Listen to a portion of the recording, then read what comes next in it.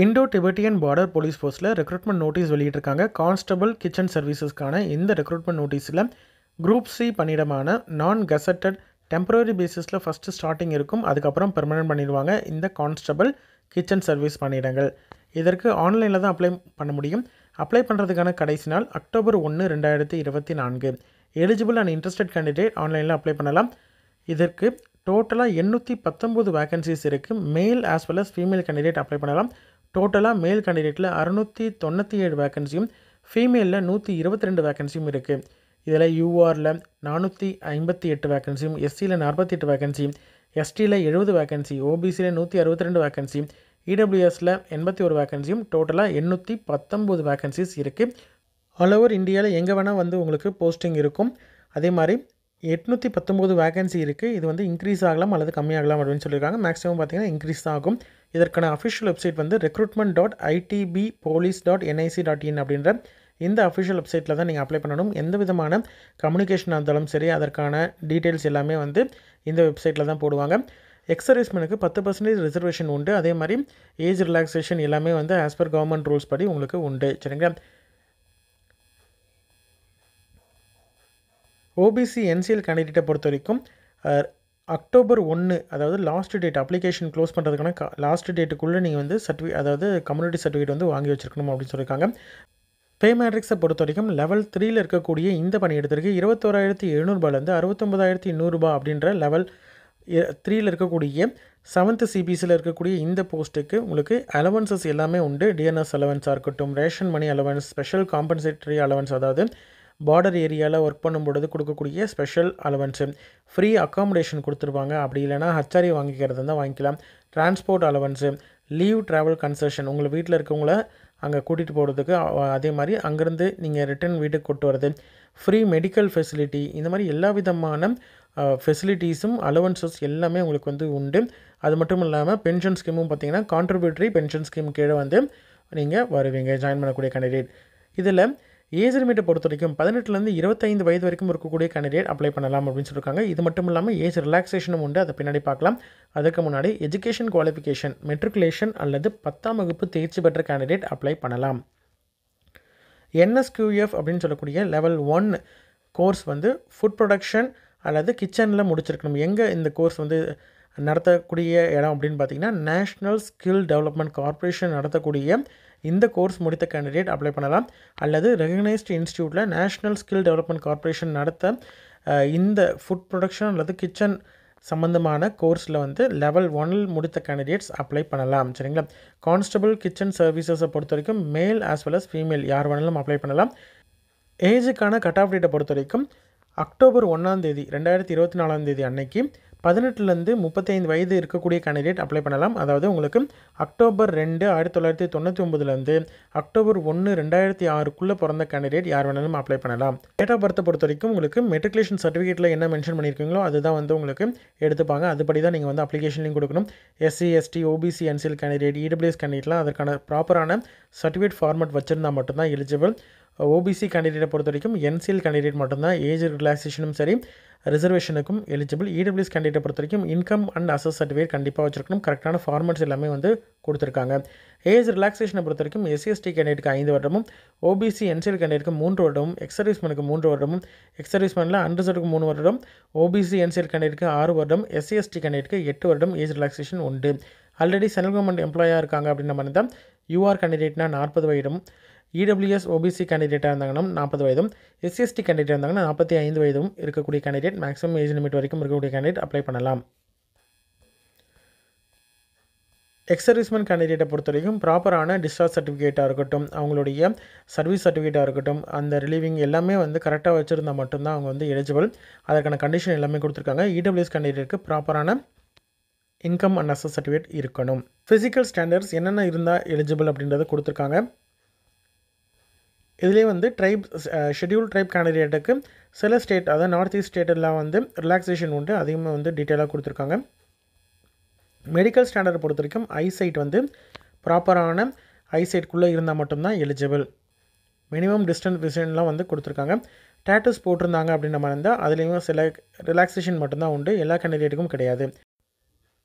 Interested candidate recruitment.itbpolice.nic.in அப்படின்ற வெப்சைட்குள்ளே போய்ட்டு உங்களுடைய பேசிக்காக இருக்கக்கூடிய personal details, mail ID, mobile number இந்த மாதிரியான டீட்டெயில்ஸ் எல்லாத்தையும் ப்ராப்பராக கரெக்டாக கொடுத்துட்டு நீங்கள் அப்ளிகேஷனை வந்து ஃபில் பண்ணலாம். அதிலே அதே மாதிரி உங்களுடைய கேட்டகரி, அதாவது யூஆர்ஆ, எஸ்சி, எஸ்டியா, ஓபிசியா, என்சிஎல்எம், இடபிள்யூஎஸ் கேண்டிடேட்டா அப்படின்றத டீட்டெயில்ஸ் எல்லாத்தையும் கொடுக்கணும். எக்ஸ் சர்வீஸ்மேன் டீட்டெயில்ஸ் இது எல்லாமே கொடுக்கணும். எஜுகேஷன் குவாலிஃபிகேஷன் டீட்டெயில்ஸ் எல்லாமே கொடுத்துட்டிங்கன்னா நீங்கள் அடுத்தது அப்ளிகேஷன் ஃபீஸ் வந்து பே பண்ணுற மாதிரி இருக்கும்.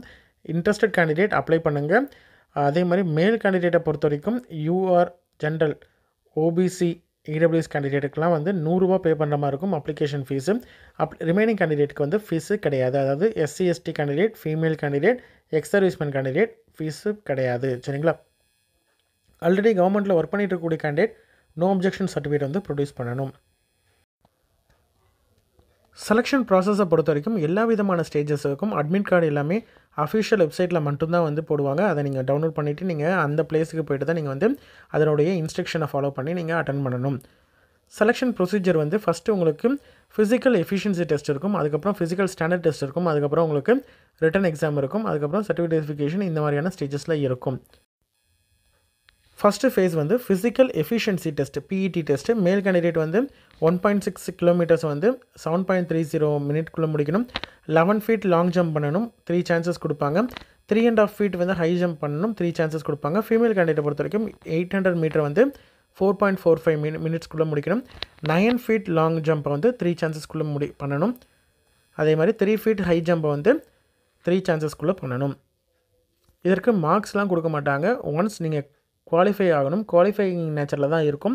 குவாலிஃபை ஆனால் நெக்ஸ்ட் ஸ்டேஜுக்கு எலிஜிபிள். சரிங்களா? இதற்கான அட்மிட் கார்டாக இருக்கட்டும் எல்லாமே வந்து ப்ராப்பராக வந்து கொடுத்துருப்பாங்க. அந்த அட்மிட் கார்டை டவுன்லோட் பண்ணி அதை எடுத்துகிட்டு தான் நீங்கள் போகணும். போனால் மட்டும்தான் உங்களுக்கு எலிஜிபிள். ப்ரூஃபு, டாக்குமெண்ட்ஸ் எல்லாமே எடுத்துகிட்டு கரெக்டாக போகணும். ஃபிசிக்கல் ஸ்டாண்டர்ட் டெஸ்ட்டை பொறுத்த வரைக்கும் உங்களுடைய செஸ்ட் மெஷர்மெண்ட், ஹைட்டு, வெயிட்டு இது எல்லாத்தையும் மெஷர் பண்ணுவாங்க. அதை ப்ரிசைடிங் ஆஃபீஸர் முன்னாடி மெஷர் பண்ணி கரெக்டான ஸ்டாண்டர்ட்ஸ்லாம் இருக்குது அப்படின்ற மாதிரி இருந்தால் அடுத்த ஸ்டேஜுக்கு உங்களுக்கு செலெக்ஷனுக்கு போவீங்க. ஃபேஸ் 2 பொறுத்த வரைக்கும் written test, OMR based test நடக்கும். இந்த ரிட்டன் டெஸ்ட்டுக்கும் அட்மிட் கார்டு வந்து இஷ்யூ பண்ணுவாங்க. recruitment.itbpolice.nic.in அப்படின்ற வெப்சைட்டில் தான் நீங்கள் ரிட்டன் டெஸ்ட் வந்து அதனுடைய அட்மிட் கார்டு டவுன்லோட் பண்ணணும். ரிட்டன் டெஸ்ட்டுக்கு என்ன போர்ஷன் அப்படின்னு பார்த்தீங்கன்னா, சிலபஸ் என்னென்னு பார்த்தீங்கன்னா, உங்களுக்கு பேட்டர்ன் வந்து ஜென்ரல் அவேர்னஸ் ஜிகேயில் வந்து 15 கொஷின் இருக்கும், 15 மதிப்பெண். நாலேஜ் ஆஃப் எலிமெண்ட்ரி மேத்தமெட்டிக்ஸில் 10 கொஷின் இருக்கும், 10 மதிப்பெண். அனலிட்டிக்கல் ஆப்டிடியூடில் 15 கொஷின் இருக்கும், 15 மதிப்பெண். உங்களுடைய இங்கிலீஷ் அல்லது Hindi knowledge, basic knowledge calculate பண்ணுறதுக்கு 10 கொஷின் 10 மதிப்பெண் இருக்கும். டோட்டலாக 1 மணி நேரம் உங்களுக்கு எக்ஸாம் நடக்கும்.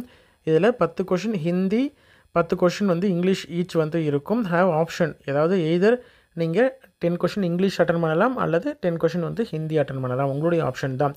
இதில் மினிமம் வந்து general, EWS, ex serviceman candidate 35% mark எடுத்தால் அடுத்த லெவலுக்கு eligible. SC, ST, OBC, NCL கேண்டிடேட்லாம் பார்த்திங்கன்னா 33% வந்து எடுத்துருக்கணும். கொஷின் பேப்பருக்கான ஆன்சர் கீ வந்து அப்லோட் பண்ணுவாங்க அஃபிஷியல் வெப்சைட்டில். அதை நீங்கள் செக் பண்ணி பார்த்துட்டு அதுக்கப்புறமேட்டு ஏதாவது ரெப்ரசன்டேஷன் இருக்குது அப்படின்ற மாதிரி தான் நீங்கள் வந்து ரெப்ரசன்ட் பண்ணலாம். ஏதாவது தவறாக இருக்குது, ஆன்சர் கீ வந்து தப்பாக கொடுத்துருக்காங்க அப்படின்ற மாதிரி தான் ரெப்ரசன்டேஷன் பண்ணலாம்.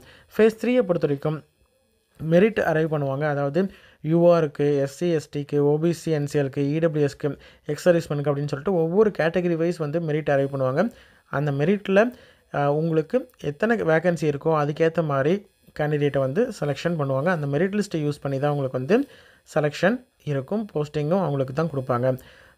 ஃபேஸ் 4 பொறுத்த வரைக்கும் அந்த மெரிட்டில் இருக்கக்கூடிய கேண்டிடேட்டுக்கு சர்டிஃபிகேட் வெரிஃபிகேஷன் நடக்கும். டாக்குமெண்ட் வெரிஃபிகேஷன் முடிச்சதுக்கப்புறம் டீட்டெயில் மெடிக்கல் எக்ஸாமினேஷன் இருக்கும். அதற்கு உங்களுடைய சர்டிஃபிகேட்ஸ் எல்லாத்தையும் எடுத்துகிட்டு போகணும். 10th மார்க் ஷீட் எடுத்துகிட்டு போகணும். அதே மாதிரி எக்ஸ்பீரியன்ஸ் இருக்கக்கூடிய கேண்டிடேட் எக்ஸ்பீரியன்ஸ் சர்டிஃபிகேட் எடுத்துகிட்டு போகணும். SC, ST, OBC, NCL candidate, EWS candidate எல்லாமே ப்ராப்பரான சர்டிஃபிகேட்ஸ் வந்து எடுத்துகிட்டு போகணும். அதே மாதிரி சர்டிஃபிகேட்ஸ் வந்து ஒரிஜினல் எடுத்துகிட்டு போகணும். கண்டிப்பாக வந்து ஜெராக்ஸும் எடுத்துகிட்டு போகணும். ப்ராப்பரான ஃபார்மேட்டில் இருந்தால் மட்டும்தான் எலிஜிபிள். ஆல்ரெடி ஒர்க் பண்ணிட்டு இருக்கக்கூடிய கேண்டிடேட் வந்து நோ அப்ஜெக்ஷன் சர்டிஃபிகேட்டும் கண்டிப்பாக எடுத்துகிட்டு போகணும். உங்களுடைய ரெசிடென்சிக்கு ப்ரூஃபான பேன் கார்டு அல்லது ஆதார் கார்டு இல்லை டிரைவிங் லைசன்ஸ், ஓட்டர் ஐடி இந்த மாதிரி ஏதாவது ஒரு ப்ரூஃப் வந்து எடுத்துகிட்டு போகணும். லேட்டஸ்ட்டு பாஸ்போர்ட் சைஸ் ஃபோட்டோ வந்து ஒரு 4 ஃபோட்டோ எடுத்துகிட்டு போகணும். மெடிக்கல் எக்ஸாமினேஷன் முடிக்கக்கூடிய கேண்டிடேட் மட்டும்தான் வந்து அடுத்தது செலெக்ஷன் லிஸ்ட்டில் வருவாங்க. அந்த கேண்டிடேட்டுக்கு மட்டும்தான் செலெக்ஷன், இல்லைனா வந்து அன்ஃபிட் அப்படின்னு சொல்லிடுவாங்க. ஜென்ரலாக இருக்கக்கூடிய இன்ஸ்ட்ரக்ஷன் என்னென்ன அப்படின்னு பார்த்தீங்கன்னா, ஃபுல் நோட்டிஃபிகேஷன் இருக்கக்கூடிய டீட்டெயில் எல்லாத்தையும் பார்த்துக்கோங்க. உங்களுடைய எலிஜிபிலிட்டி செக் பண்ணி பார்த்துட்டு அதுக்கப்புறம் அப்ளை பண்ணுங்கள். எலிஜிபிள் ஏஜ் ரிலாக்ஸேஷன் எல்லாமே கரெக்டாக இருக்குது அப்படின்னு நம்ம இருந்தால் மட்டும்தான் எலிஜிபிள். அதே மாதிரி அப்ளை பண்ணுறதுக்கு முன்னாடி நீங்கள் எல்லா சர்டிஃபிகேட்ஸையும் கரெக்டாக கையில் வச்சுக்கிட்டு அதுக்கப்புறம் அப்ளை பண்ணிங்கன்னா எந்த விதமான மிஸ்டேக்ஸும் இல்லாமல் அப்ளை பண்ண முடியும். தேவையான எல்லா டாக்குமெண்ட்ஸும் உங்கள்கிட்ட இருக்கா அப்படின்றத செக் பண்ணிவிட்டு அதுக்கப்புறம் அப்ளை பண்ணுங்கள். எல்லா விதமான அப்டேட்ஸ் எல்லாமே வந்து recruitment.itbpolice.nic.in அப்படின்ற அஃபிஷியல் வெப்சைட்டில் தான் உங்களுக்கு நோட்டீஸ் வந்து வரும். அதனால் அதை செக் பண்ணி பார்த்துட்டே இருக்கணும் எப்பயுமே. உங்களுக்கு ஏதாவது குவரிஸோ கம்ப்ளைண்ட்டோ கிளாரிஃபிகேஷனோ தேவை அப்படின்ற மாதிரி இருந்தால் அதற்கான மெயில் ஐடி கொடுத்துருக்காங்க, நீங்கள் வந்து மெயில் பண்ணலாம். அதே மாதிரி காண்டாக்ட் ஹெல்ப்லைனும் கொடுத்துருக்காங்க, நீங்கள் டவுட் ஏதாவது இருக்குது அப்படின்ற மாதிரி தான் கேட்டுக்கலாம். உங்களோட ஃப்ரெண்ட்ஸ் சர்க்கிளில் யாராவது இந்த பணியிடத்திற்கு எலிஜிபிள் அப்படின்னு நினச்சிங்கன்னா அவங்களுக்கு இந்த வீடியோ ஷேர் பண்ணுங்கள். கண்டிப்பாக உங்களுக்கு பயனுள்ளதாக இருக்கும். இன்ட்ரெஸ்டட் கேண்டிடேட் அப்ளை பண்ணுங்கள். ஃபுல் டீட்டெயிலையும் நம்ம வந்து மேக்ஸிமம் டிஸ்கஸ் பண்ணியிருக்கோம். இதே மாதிரியான கவர்மெண்ட் ஜாப் ரிலேட்டட் ஜாப்ஸ் எல்லாம் தெரிஞ்சுக்கணும் அப்படின்ற மாதிரி தான் சேனலை சப்ஸ்கிரைப் பண்ணுங்கள். உங்களோட ஃப்ரெண்ட்ஸ் சர்க்கிளுக்கும் ஷேர் பண்ணுங்கள். கண்டிப்பாக அவங்களுக்கும் பயனுள்ளதாக இருக்கும். சரிங்களா? நன்றி.